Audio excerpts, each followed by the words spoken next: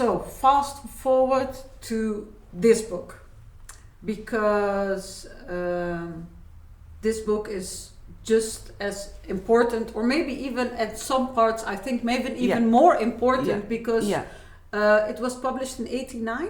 In 89, and it was the first of its kind. It was the first time that someone made a collection of all these documents and exactly and interpretations and so.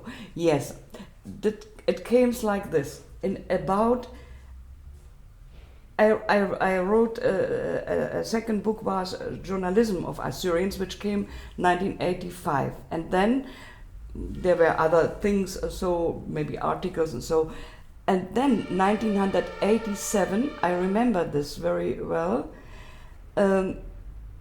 I read documents and things, and I said, it was the time, in the 80s, you may not remember, we were in that time maybe not born. In 83, there were a big trouble of Armenians here, even in Germany, because there were this terroristic on the Turkish embassies. And that the Armenians were in the focus. That was Armenian. There were Armenians which did this terroristic things, and the Turkish there was a strong struggle because of Armenians. And therefore, and I have also contact to Armenians, then I read things about Assyrians somehow, and I remember that I said to Shlimon because we always discussed Assyrian things, issues, Shlimon, are you aware that your people also are a victim of genocide? Ja, und? What else? What you mean? Is it clear to the people that they are victims of genocide, and that the genocide is much more important than Semile, which was only a local massacre? Which was also important, but it was local. It was just local, and it was not. It was the first year of independence of Iraq, and there were involved people from the government, but this was relatively to the big one, was not so important, relatively.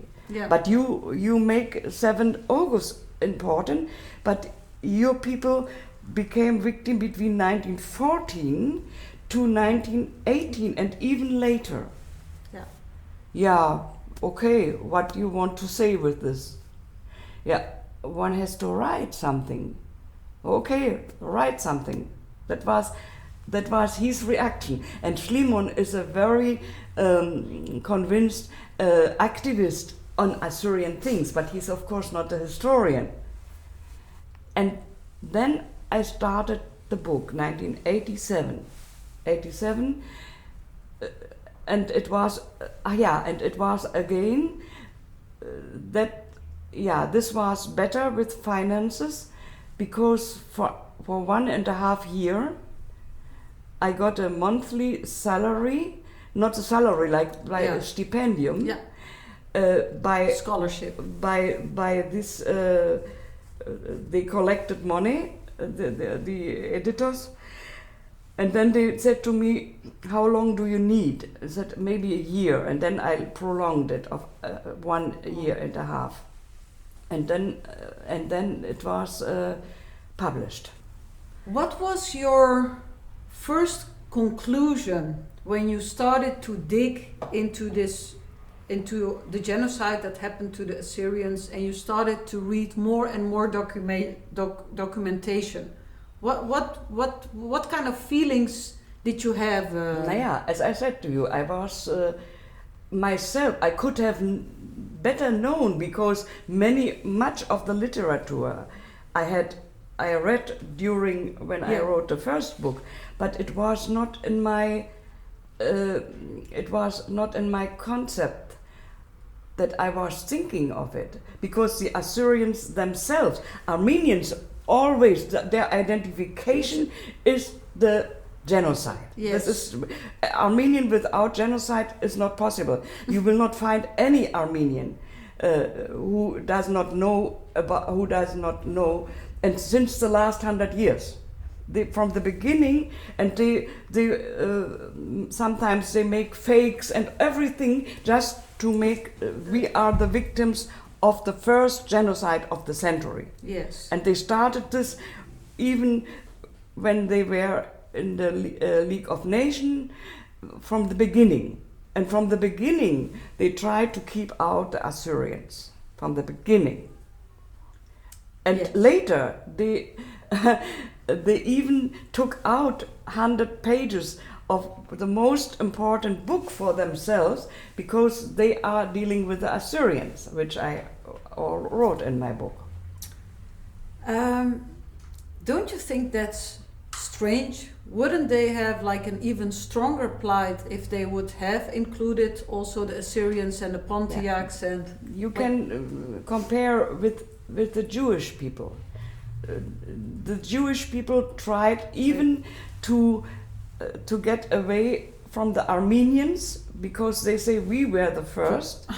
And when it came to that, the Romas, the yes. Zigeuners, came and said we were also victims. Yeah. Then you will never know that there is anything about Holocaust, about Roma in Israel, in any television. Romans, gays, they even did research on twins. Yeah. There were a lot of victims. So there is not. This is maybe to understand that one is so.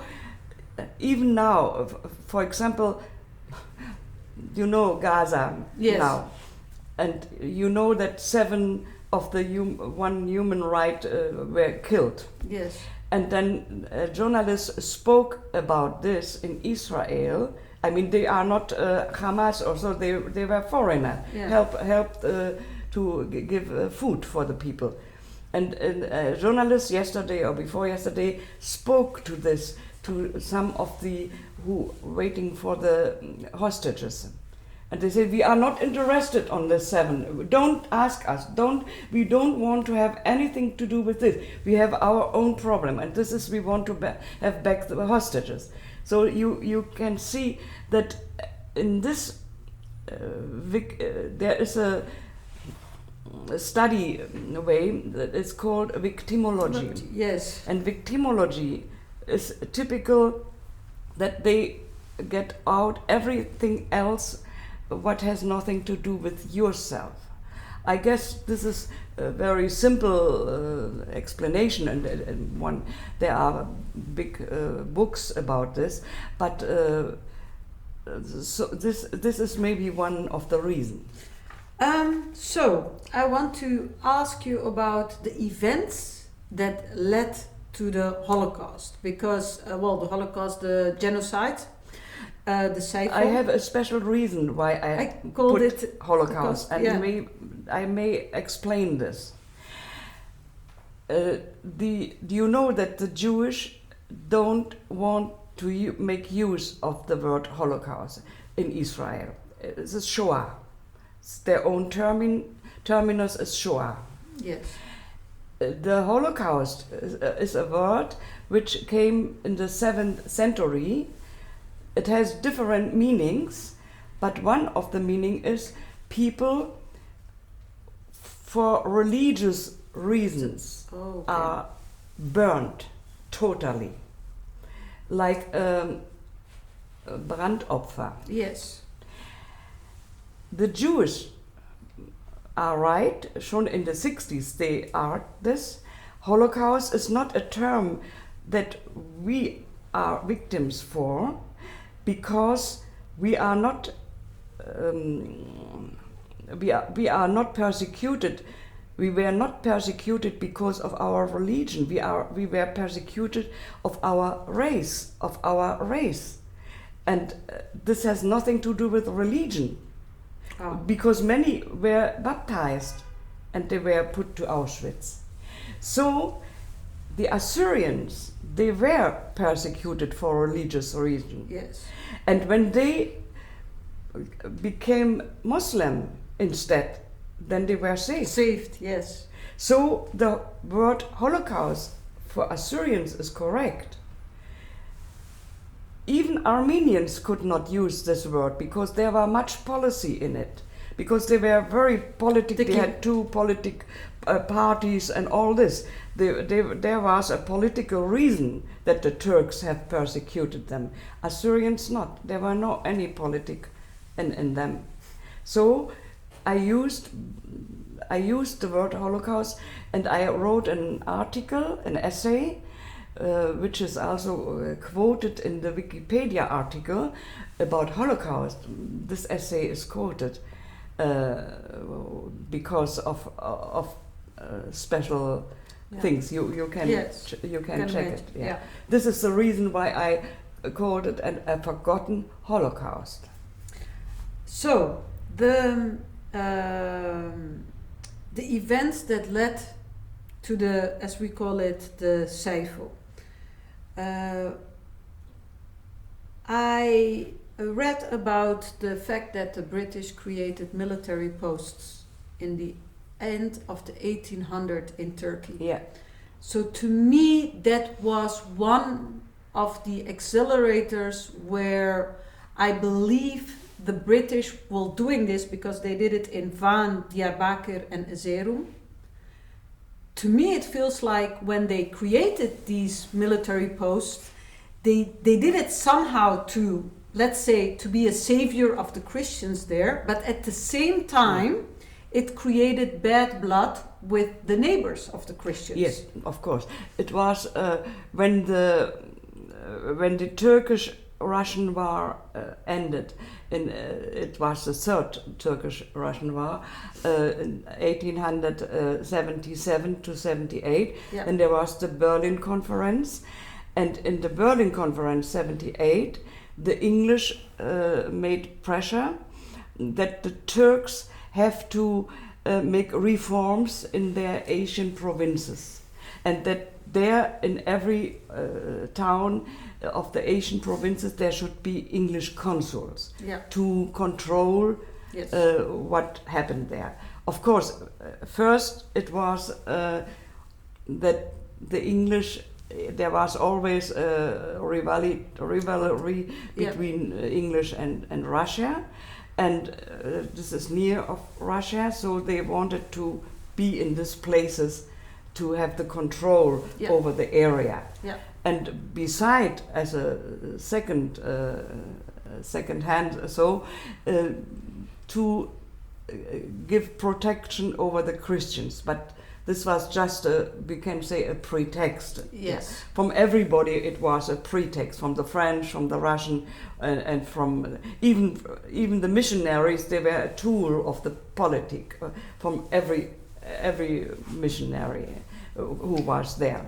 So would you say they kind of used the Christian community there as a way to say, like, how do I say that? To politically show themselves as a savior of these Christians, but at the same time, it was for them a way to be there, to have, to know what's happening. In the first step, it was a political way to stay there, and only in the second time as a pretext that there are Christians and they were persecuted, and now we wanted to have a look of them. Of course, there were many people in that time. I mean, Christianity plays a role in England and in every country, so we cannot say that it was just only policy. There was a part of it which wanted to protect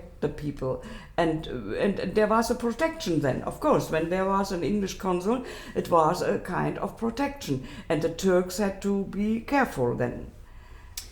So what was the effect of this, of these British going there and being there, and somehow also to put energy and money into these missions for the Christians. What was the effect on the Kurds? The effect was the power Turkish? struggle for power. Yeah. There was in that area Russia and England, Great Britain, and more in Mesopotamia the French, and there was a lot of power struggle in that time. I mean, it was it was called the big game. The big game for power. The English, for example, were always very careful that their way to India is saved, that there is nobody, nobody means no Russia, because Russia had ambitions to come to take these eastern provinces. And many times, for example, the city Kars, many times it was Russia and then Turkish. Finally it became Turkish. But it was a big game, the big power struggle of all them. And the Christians, they didn't play a very big role of it. No, but what were the benefits and what were the cons for the Christians to be as a ball? They were like a ball in the game. The benefit in the first time, the benefit was that they were, and later, even later, when the Russians then came to Persia and took Urmia over. Of course, for the Christians, for the Assyrians there, that was it was a good thing, and they must not have been afraid. Then, in the contrary, they had a power in their back. But then later, when they left, that was the problem, and the problem is that, and therefore later there were Assyrians like David Perley, for example. Yeah. He wrote an article where he said, in 1947, much later, we should no more count on the West. We should count on our neighbors. We have to live with them. We have to live with Turks, with Arabs. And it doesn't help us to get for a short time the protection of a Western power and then be left to the mercy of then our neighbors. We have to, but in that early time where you speak about, that was another time. There was other political situation. Yeah, because I believe that the mission, I mean, obviously had its positive sides because they created schools and they were also focused on educating our people. But something that also happened was, like for example, the Protestant Church. So when the British came, they created like a missionary mission also for the Protestant Church. And no, this is no. This was America. The Americans. Yeah, the Americans. They made proselytes. Yes. Yeah, but the British, in the contrary, even the liturgical book, because they looked at the Nestorians. They were with them Nestorians, Assyrians. They looked at them as heretics, so that they will never mingle with them. They for example, they printed books and newspapers and so for the Assyrians, but they made their own liturgic. They were high church. High church means it's closer to Catholic. This where it is not Catholic because they don't accept the Pope, but high church means that they are in a way liturgical. They are closer to Catholic, and they did never want to make any Assyrian group which belongs then to this church. Okay. They did not. Russia was different. Russia came 1897, and it was like this. The patriarch of the Nestorians, as early as 1863, he wrote a letter to the English government. Please help us. We are in trouble. We are in difficult. That was even the time when the Americans was there. They were there, the American missionaries. But Patriarch wrote to England, didn't get any answer. Then 1868, they tried again with a warning. She said, if you don't answer us, we will go to the Russian. And then that was the beginning when they started to think the English, we will make a mission. But it took them 20 years to send the mission.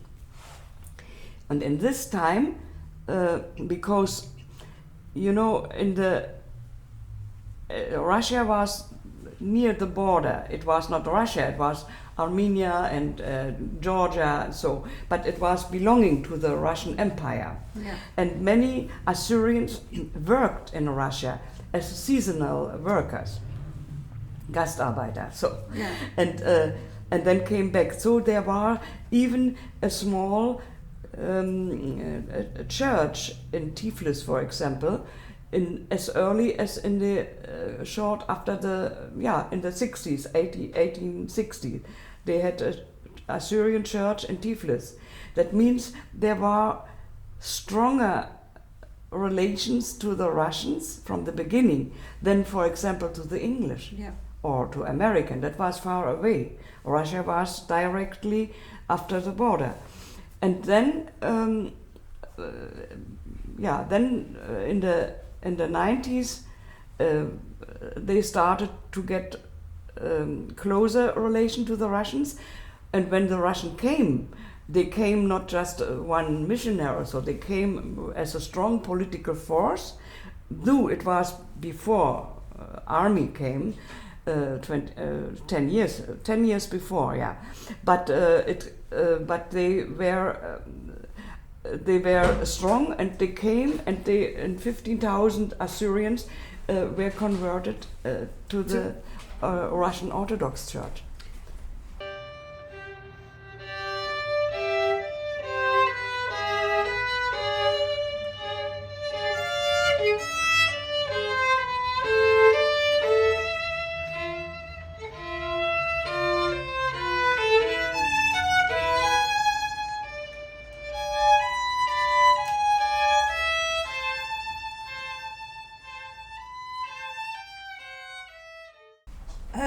There's another topic that I would like to discuss with you. So in 1882, the recognition of the millets. Please? 1882, Yeah. the recognition of the millet. Millet. So yeah. when this happened, the Asian Church of the East was recognized, the Chaldean Church was recognized as an Your church, the Syrian Orthodox Church, they were recognized in 1882. The Nestorian Church, the Assyrian Nestorian Church, as the Church of the East, which all Church of the East is the original name, but for the understanding in the West, Nestorian Church, because they were so isolated and far away in the Hakkari Mountains, the Patriarch was, the seat was there. The Armenian Patriarch was representing the Assyrian Nestorian Church in the port in Constantinople, also in Istanbul. So they never were accepted as a millet. They were represented by the Armenian Church, by the Patriarch of the Old Armenian Church. So when we look at the different churches and the fact that we are actually one ethnicity, who was the first one who kind of wrote about this and emphasized it? I don't think that there was only a first, but I think, when I really think back, that there were different persons in different groups, including Chaldeans, which also had early this idea that we belong all to one people. But it was not so clear, and it has not had a national concept in the sense of the modern national concept. Even in the time when in Diyarbakir, for example, the group who tried then to learn the Syriac, the church language, because they, in the cities they didn't speak Toroyo, they spoke Turkish then. And Naum Feich, when he wrote in Syriac, but Turkish, but it was Turkish with Syriac alphabet. So I mean, the Assyrians have a very special situation. They are divided by churches. They are divided by different languages and scriptures. I mean, they used some used even Armenian alphabet to write, I don't know, Syriac or Turkish. So there's one newspaper which is now also online, which is in Armenian letters, but I don't know in which language. But it's an Assyrian newspaper, In the very early, in 1913-14, they founded in the Mara, when the Mara concept was, they founded in America a full size. So, I want to go to the years prior to the genocide, to the Saifo. So you have these Assyrians belonging to the Assyrian Orthodox Church in Tor Abdin and surroundings. You have also some of the Chaldean Church also in that area. There is the Hakkari Mountains. Nationalists are coming, like they kind of, they've become more intellectual and they're writing about things, but at the same time, the Armenians start to be political engaged. So what happens from that moment on? What do the Assyrians do? Do they first think, okay, we should support Armenians, or we should support Russians, or like? No, this is not.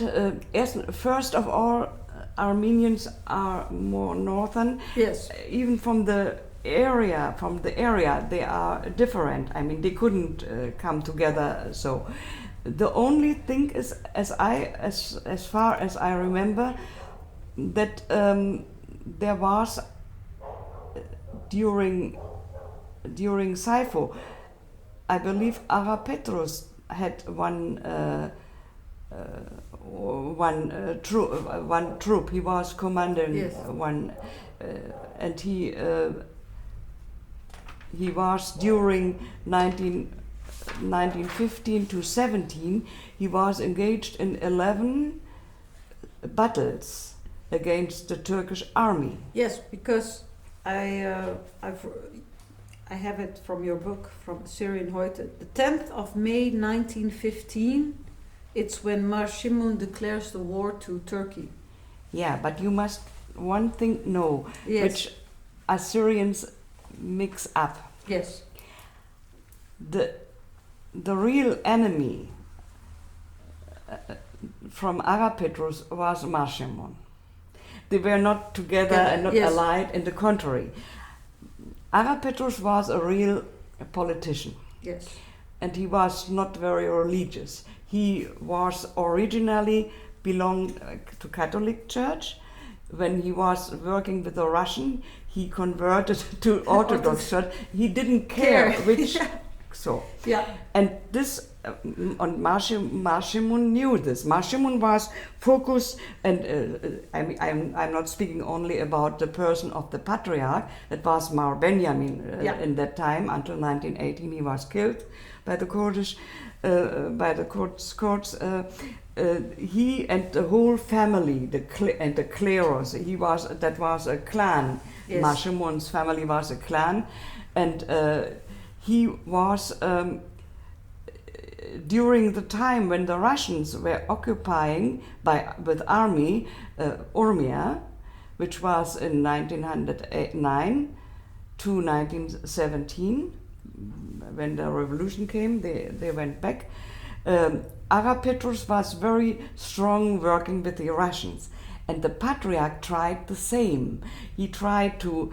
By the way, when the Turkish had to leave in that time, and then Ara Petrus was not the consul. They always thought he is consul. No, I have a big letter which is from Ara Petros with a seal, original by the way.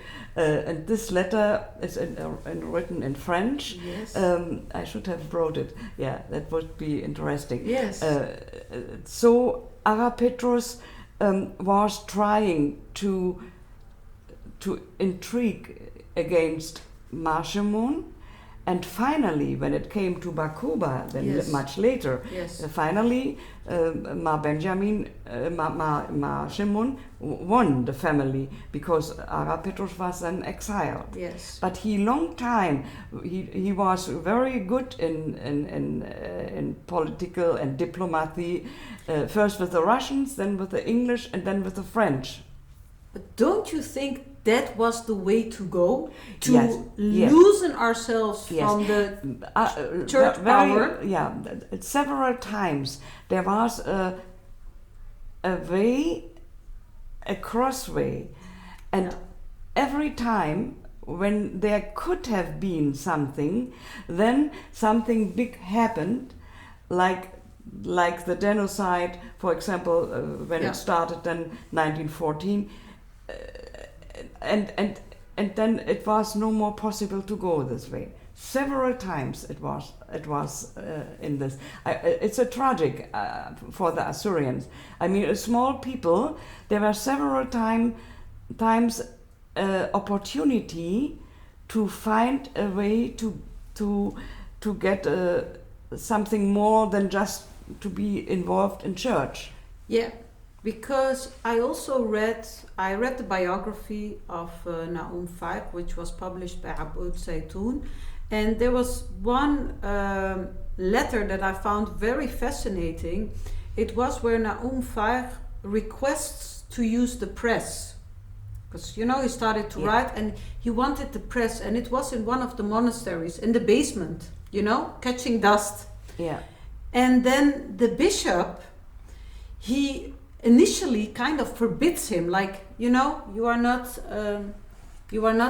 writing liturgical stuff, so you can't. Yeah, yeah. And then what Nahum Faik does, he collects money and he shows money, and then all of a sudden he was allowed to rent the press. Yeah. Mm-hmm. So this event and this discussion, it kind of, I didn't live in that time, obviously, over 100 years ago, but it showed to me that the church was not supportive of this national movement and also of this idea that we are an ethnicity. Yeah, the journals played a very big role in the national way also. Yeah. Because to write books and print books is you have to get a lot of money and resources, but newspapers are different. And when I wrote this book, it had a reason. Here are only 185 journals since 1849 till 1985 when this was printed. And there is a quotation of Rudolf Matzow, my professor. Oh, yeah.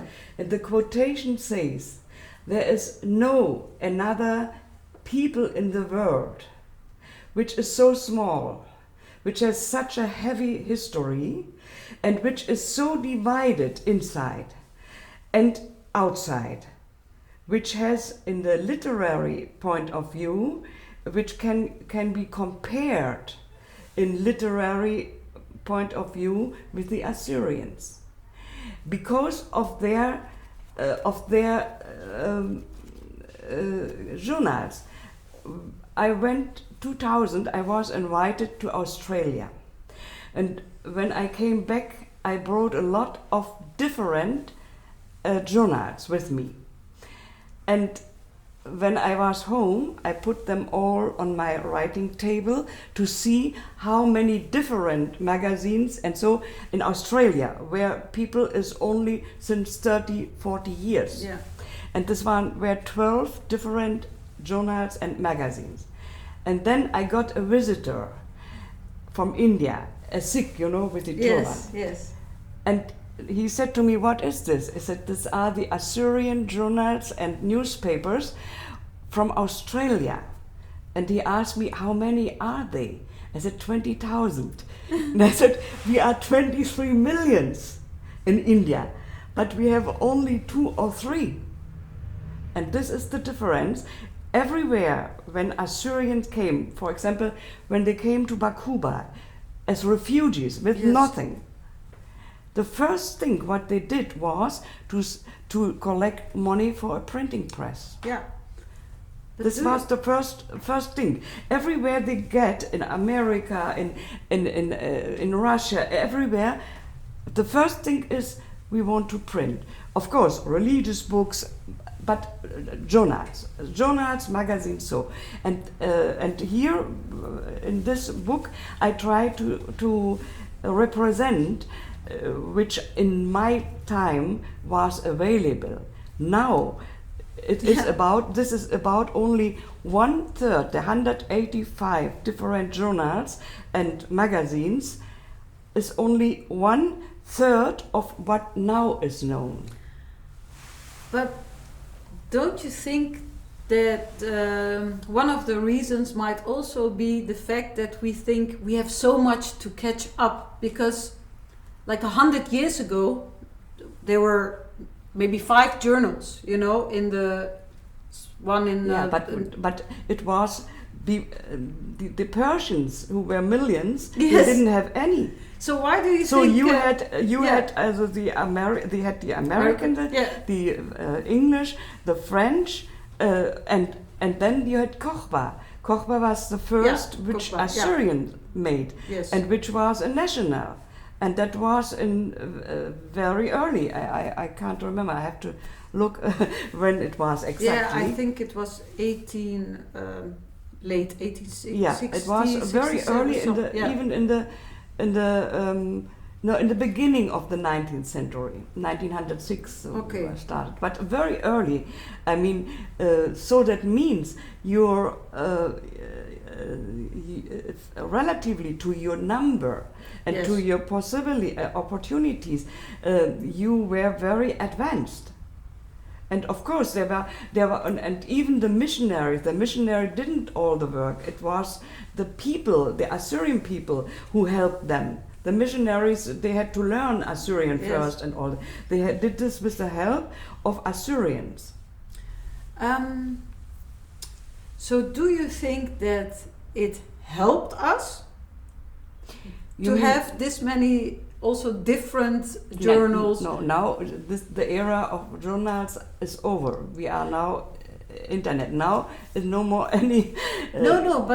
But even now on the internet we have different YouTube channels. We have different online magazines. But this is different now. This is now a different time. Yes. First, we spoke about journals where you from paper.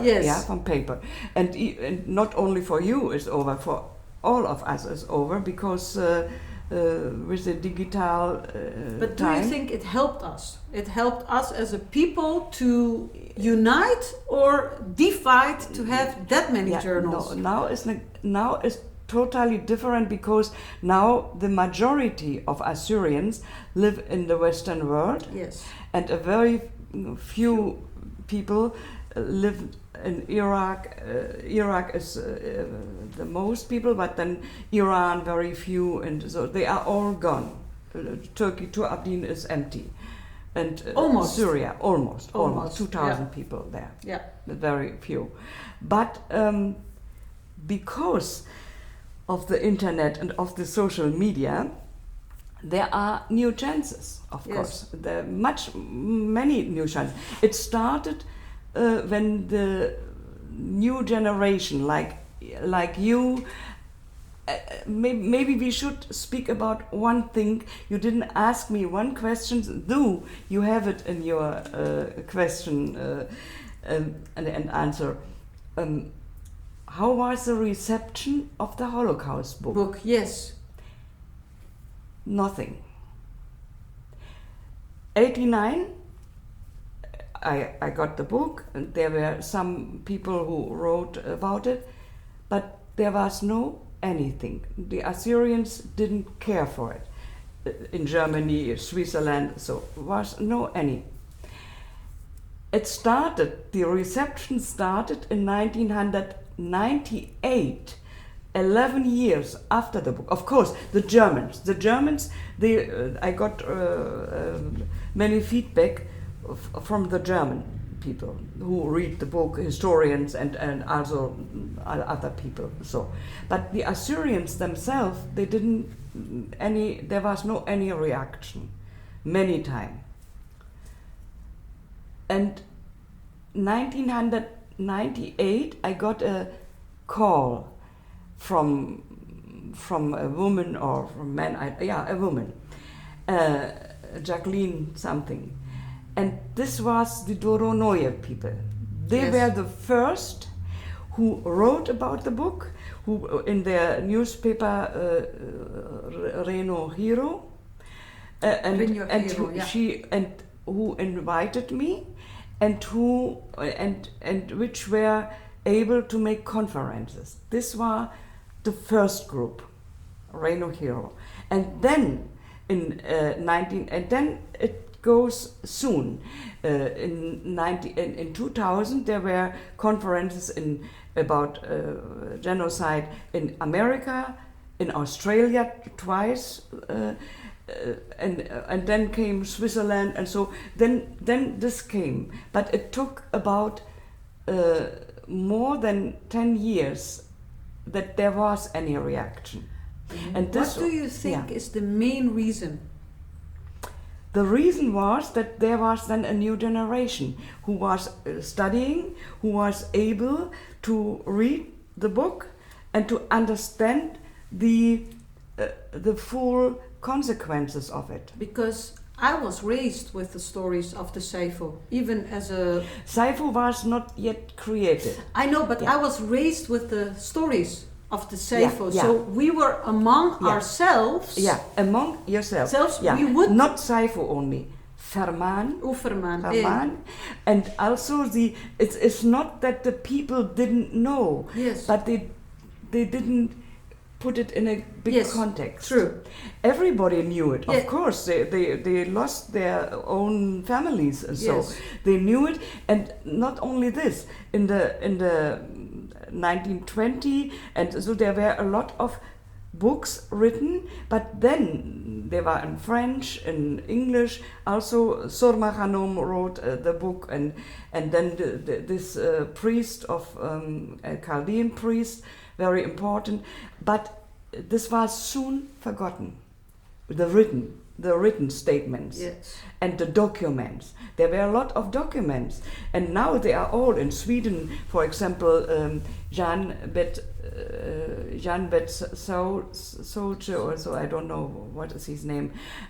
He made a lot of documentations in Sweden, and very important things he made, and other people also from every different groups. You can find things. True. But this was then like a box is open. And then there was a lot of publishings and books and articles and so. Yeah, because when I look at my own story, my grandparents were born in Syria, so they all grew up obviously with the Ferman, because they had no grandparents themselves, they had no uncles and aunts. Like my grandmother from my mother's side, she had nobody. Only her parents were the only two survivors. But I felt that they went to Syria, and when my parents were born, they wanted to integrate into the Syrian, like they were busy, integrating, going to school. To survive. And they lived in houses of mud. That this was not easy, to survive. And then they went to the big city, my mom was like one of the first to go to Qamishli and study. So they were really busy also, as I said, integrating into the Syrian culture. And there is no schools where you were taught. Exactly. Look, what would I know about the Second World War if I not have learned it in school? This is, of course, normal. And then this large group, came to Europe, and they had to go through the same process. They had to integrate, assimilate, learn the language here, the culture, and obviously in the 80s and 90s. And there I can say the real where it came out. Yeah. It was, there were two things. One thing was, you remember in around 2000, yes, the Armenians tried to be recognized officially as a people of genocide, yes, in America. So, and the Turkish tried to, yes, to not that this will not happen. And there was worldwide in the press this thing, and the Armenians tried then that they get help by Assyrians, by Greeks. So, but they should not be named. Only they should help the Armenians, but not opposite. And there was first time an internet group. There was the first conference in America, and I met with a Greek woman, Thea Halo.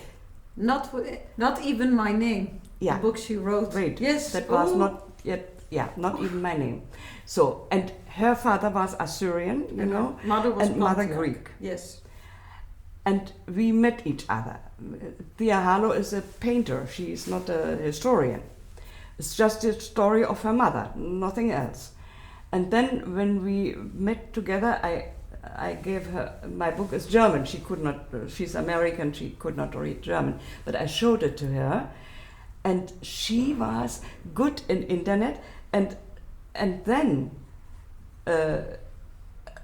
we both, I was behind her. I give her all the informations of the Assyrians and so, and then she, there was Armenians. So she as a Greek, and from my side Assyrians. Assyrians were not strong in that time. I could not find anybody who would play a role. So she had to play for both, but she has no big clue about Assyrian. Yes. So I had to give her this, and then myself I also wrote. And because my name is Assyrian, so no, they thought I am Assyrian too, Yonan. Yes. So, and then I wrote, and I should send you this. From this struggle in the internet, it came to that then the patriarch, not patriarch, but from Athens, this highest, I don't know, cardinal, so from the Orthodox, he and other people, including the president of America, they used it and said, okay, we could manage that we are 3 victim people: Armenian, Assyrian, Greek. And from then on, from this discussion, now, until now, it is that in many publications the 3 people are mentioned. But it was Thea Halo and me that we, and then I was then very angry, and I said, that we help you, yes, and then not even our names are mentioned in your reply. No, that will not happen. And Armenians were furious. Until now they are, that we could make a breakthrough. It was in 2000 to 2001. So it happened. Talking about Armenians, I do think nowadays when I see them on the internet and I talk to them, this is like the new generation. So my generation, and let's say 10, 15 years younger, I do see that they do recognize us as an ethnicity, and they somehow also are fascinated by us. They learn more about us, and they are less in this victimization role as they were. Maybe that is the reason that it should be in English, the book. Yeah. So, as a final thought, now in 2024, what is your message to the Assyrian people? Like, what do you think our near future will be, and what is your advice to us so we can keep on surviving in the diaspora? Yeah, I think Assyrians don't need advices from Western. They are now very self-conscious in the new generation, which is in their 20s, 30s. So they have very clear perspective. A part of it will be indifferent to Assyrianism, and a part of it will be divided, Arameans, Chaldeans, all this. What I hope is that at least the people will be in one name. You see, the Kurds, they have no many intellectuals, but they have one name. And this is the problem of the Assyrians. I think if anything, the modern people should try more to get unified. Yes. By name, at least, not by churches. Religion in the West, religion is private. Yes. So this is something which will come. Next generation. Yes. Your children, for example, they will be no more so much under influence of the church. They will go maybe to church and like here people go even not to church, but if it is Christmas or Easter, then they holidays. Yeah. So but no more that a priest can tell you who you are. This is, I think, a very important thing. And the other thing is, it depends from how the world situation will go. For example, it can happen that the Iraq will blow up. Yeah. It's no more now. At the moment, they don't even have a government. So everything is possible. So as Israel has nobody has even had a clue that there will be a state, and then after Second World War there was a situation that it happened. It has problems, but it is existing now, and of course it is not impossible that one time things are changing. Things are the situation is changing. We are in the middle of a big struggle for power, for multi-national. But you know what fears me as an Assyrian? I'm really pro one ethnicity. Yeah, so I believe we can only unite under the umbrella of being Assyrians. And then, as you said, in private, everyone can go to any church he or she wants. But I feel that because we do not have a leader, we don't really have an intellectual leader, and we also don't have a spiritual leader. So I believe even if the chance is there, and we will try to, grab it, I'm afraid that because we do not have this leader, it might not work. I don't know if it is good to have one leader, but I think it should be more in a democratic way, that there should be parties and political parties and such things which are existing. I mean, you have political parties and you have these discussions. This is a way of democratic development. So I think a leader or a small group of leaders is not what Assyrians should look for. I think it is, of course, the situation at the moment is difficult because you are distributed, but in one way, because I get always a lot of information still from different countries, still they are active, be it in church, be it in national ways, in cultural ways. Books are written, new books are written in different languages, which is, I think this is good. I mean, I'm not so pessimistic. I think that's a good final quote, that you are very optimistic that we will continue. I think one has to be optimistic because the young generation, the younger people, yes. they take now over. They take over, and so the churches, their power will vanish. This is a time. It's only a question of time. That doesn't mean that they will not exist. They exist, but they are no more so in the front. They don't have so much power anymore. So when we allow that to happen, we will be able to unite faster under that ethnicity. And I think as more they lose power, as better for unity. For union. Yeah. For a union.